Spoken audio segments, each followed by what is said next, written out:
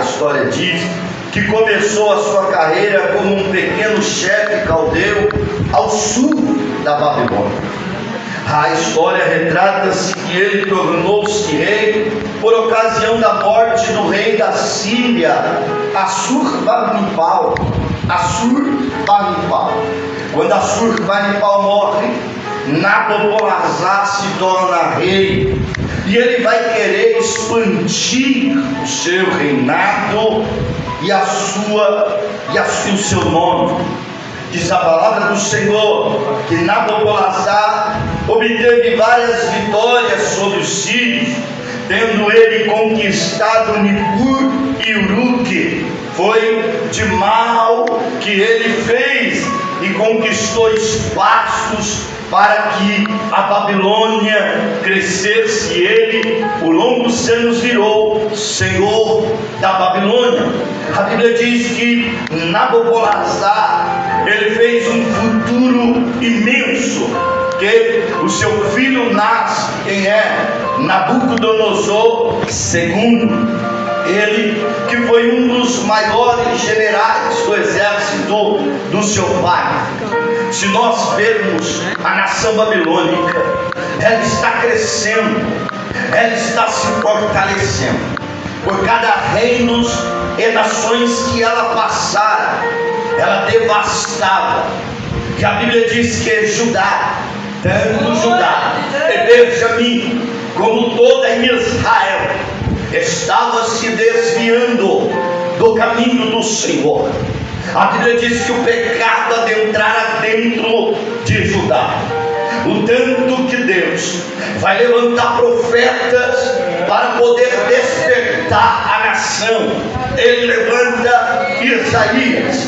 Se você pegar o capítulo de número 1 do profeta Isaías, e verso de número 5, a Bíblia diz que Isaías expressa que a filha está doente dos pés ao alto da cabeça.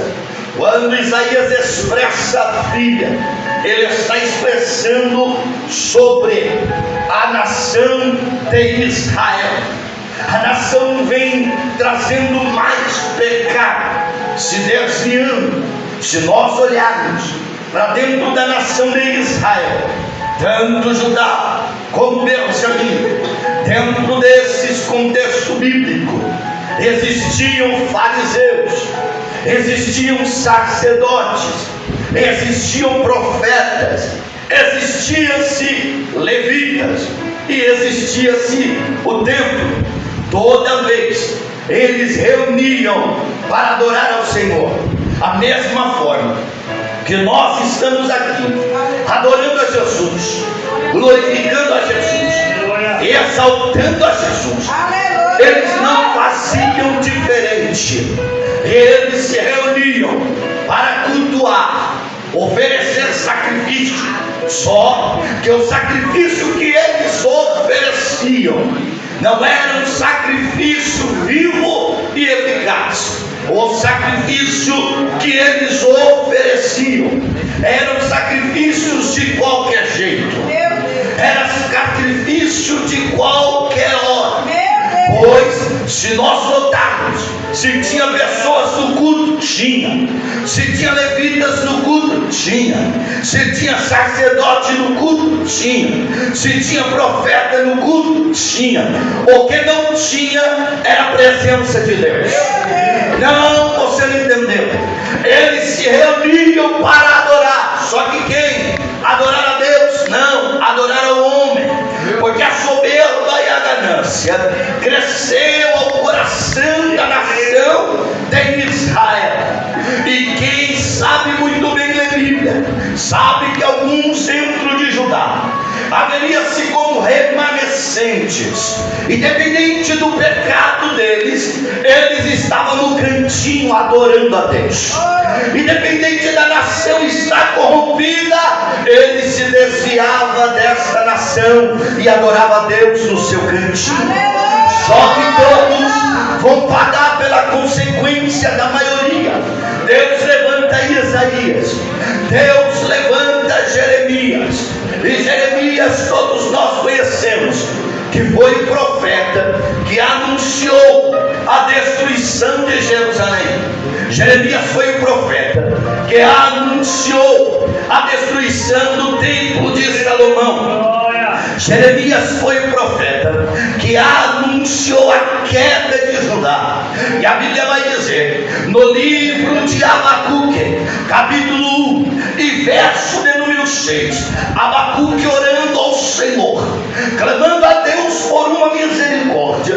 No capítulo 1 nós vamos perceber que ele está em oração. Aí no verso 6, Deus trata Abacuque dizendo que haveria a nação de ser repreendida. Qual? Porque eu suscito. Deus está dizendo para o profeta Abacuque, eu levanto os caldeus. Entenda, os caldeus, Deus está dizendo, e Abacuque escreve, é uma nação amarga e impetuosa. No verso de número 7, Abacuque está escrevendo, dizendo que a nação dos caldeus ou babilônico é uma nação horrível e terrível. A Bíblia diz, no capítulo de número 22 do livro do profeta Isaías, Isaías tem uma visão. A visão que Isaías tem é com o rei Senaqueribe. Só que a visão futura é a visão que a Babilônia iria invadir Judá, iria destruir Judá. Perceba-se o capítulo de número 22, dos versos de número 1 ao verso de número 10. Perceba-se a visão horrenda que Isaías está tendo. Mas Deus é aquele que fala e cumpre.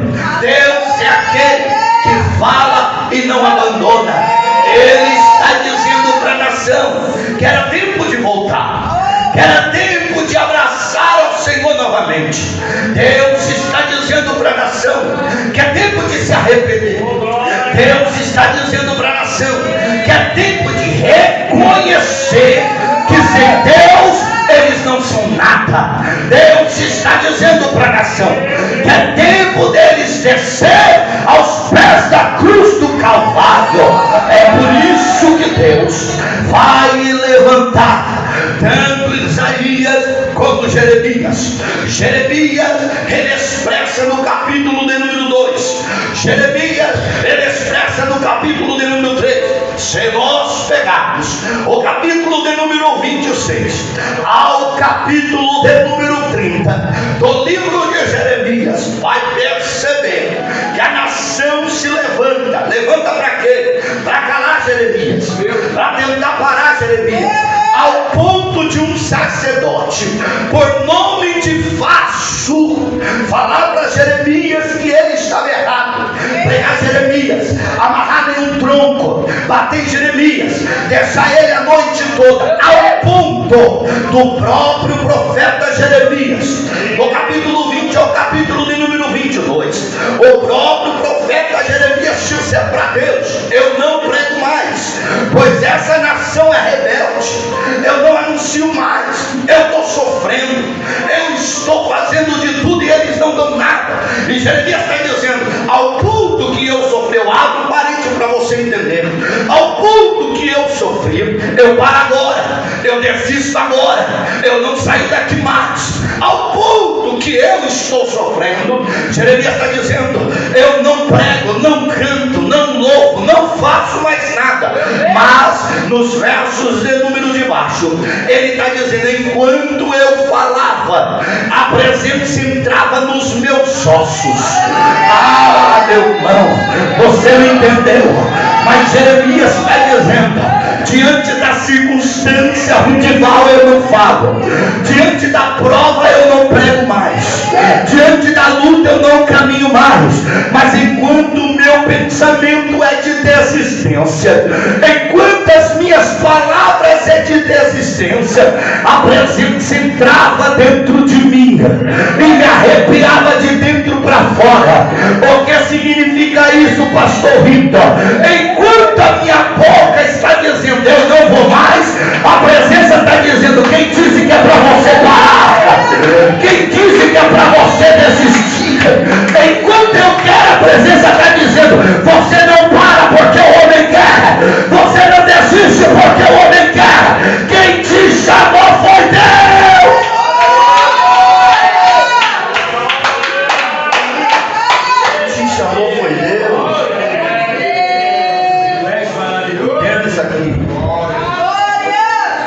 Judá pagava tributo a Egito, ao faraó Neco II, era uma potência também. A Bíblia diz que Judá pagava tributo ao Egito.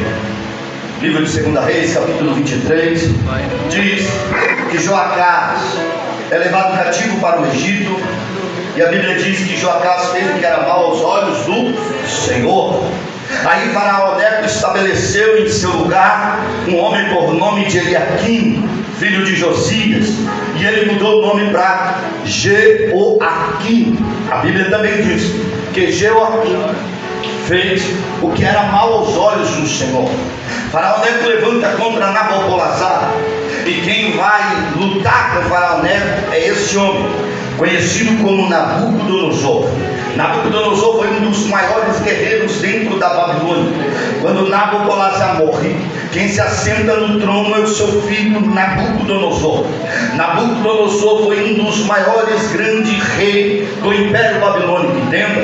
Foi Nabucodonosor que construiu uma pirâmide de 90 metros, conhecido como a Torre Nova de Babel. Foi Nabucodonosor que conquistou partes do território, tanto da Cilícia, Fenícia e Síria. Foi Nabucodonosor que derrotou o faraó Neco ao mando de seu pai. Foi Nabucodonosor que cercou a cidade de Tiro, a antiga Fenícia, por um período de 13 anos. Foi ele que construiu a muralha para proteger a capital da Babilônia. Então, quando Nabucodonosor destrói o faraó Neco, ele entra dentro de Judá. Agora a Bíblia diz que ele joga um tributo sobre a nação de Judá. A Bíblia diz que Joaquim, ele é obrigado a pagar um tributo, mas a Bíblia diz que passado, aleluia, alguns anos, Joaquim, ele se rebela contra Nabucodonosor. A Bíblia diz no livro de 2 Reis, capítulo 23, capítulo 24, o livro de 2 Crônicas, capítulo de número 36, diz que toda vez que ele subia para afrontar Judá, ele levava alguns utensílios da casa do Senhor. Ele só não levava alguns utensílios, eles pegavam jovens sábios, jovens da corte, homens importantes, e dentro desses jovens ele leva 10.000 judeus para dentro da Babilônia. Podemos dizer que dentro desses 10.000 judeus está 4 pessoas ou 5 pessoas conhecidas. Quem? Daniel, Misael, Ananias e Azarias. Se nós pegarmos esses 3 que eu disse, eu vou traduzir para você. Está Daniel, Beltesazar, está Sadraque, Mesaque e Abednego. Não somente eles, mas também é levado, tirado da sua casa, esse homem por nome de Ezequiel. Ezequiel é tirado da sua casa. Ezequiel está exercendo o ministério sacerdotal. A Bíblia diz que ele está fazendo os passos do seu pai, o sacerdote Búzio. Quem sabe eu posso analisar que ele queria ser um dos maiores sacerdotes, oferecer sacrifício a Deus, levar a oração do povo a Deus. Eu vejo ele guiando os passos do seu pai. Agora é tirado esse sonho, essa vontade, pois a Bíblia vai dizer que Joaquim cai, Eliaquim cai, Zedequias cai, e a cidade é destruída. Se a cidade é destruída, o templo que Salomão edificara é destruído, então eu vejo que esse homem, conhecido como Ezequiel, agora está passando por uns piores momentos da sua vida. Por quê? Porque a sua casa foi destruída, foi tirado de dentro dela, os seus pais foram mortos, foi tirado de dentro deles, os seus amigos também padeceram, a cidade que ele cresceu foi destruída. Agora, pastor Gilberto, ele foi levado a uma terra estranha, uma terra que adora outros deuses, como Baal, como Marduk, como outros deuses, que tem mão, mas não pode mexer, que tem boca, mas não pode falar, que tem olho, mas não pode ver, que tem ouvido, mas não pode ouvir, que tem corpo, mas não pode movimentar. Ele está na terra desses deuses, e a Bíblia diz que colocam ele na margem do rio Quebar. Eu entendo, dentro do contexto bíblico, que eles estão passando as piores angústias da sua vida, pois o Salmo de número 137, o Salmo de número 137 vai nos dizer que eles se assentavam à margem do rio Quebar e choravam. Eles choravam. Se choram é porque está abatido, se choram é porque perdeu alguma coisa. Logo, porque o texto diz que eles lembravam de casa, lembravam de Sião. A Bíblia vai dizer que a angústia é tão grande que eles pegam os seus instrumentos e penduram no salgueiro. Eles não querem cantar mais, eles não querem pregar mais, para eles tudo está acabado. Olhando dentro do contexto bíblico, na visão humana, entenda, na visão humana, a voz de muitos dentro do rio Quebar é: Deus esqueceu de nós, Deus nos abandonou. Era para nós ter ouvido Isaías, não ouvimos. Era para nós ter ouvido Abacuque, não ouvimos. Era para nós ter ouvido Esdra, não ouvimos. Era para nós ter ouvido Amós, não ouvimos. Mas nós agora estamos padecendo, e se estamos padecendo é porque Deus nos abandonou. Se estamos padecendo é porque Deus nos esqueceu. A história diz que Ezequiel, quando é tirado da casa do seu pai, ele tem mais ou menos entre 25 a 26 anos, mas eu vou basear na idade de 25 anos, porque para exercer o sacerdócio ele tinha que ter a idade de 30 anos para começar o seu ofício. Entenda, se ele é tirado da casa do seu pai com a idade de 25 anos, é tirado da terra da sua família, ao ponto de ele ser escravizado, ele morar em tendas na margem do rio Quebar. Aí chega a notícia, uma notícia desesperadora. Qual? De perder os seus pais, já passou. De perder a sua terra, também foi destronado para ele. Mas no capítulo número 24 do livro de Ezequiel, Deus olha para Ezequiel e diz assim: vou tirar os desejos dos teus olhos. Qual? A sua esposa. Aí Deus olha para ele assim: só que tem o seguinte, tu não vai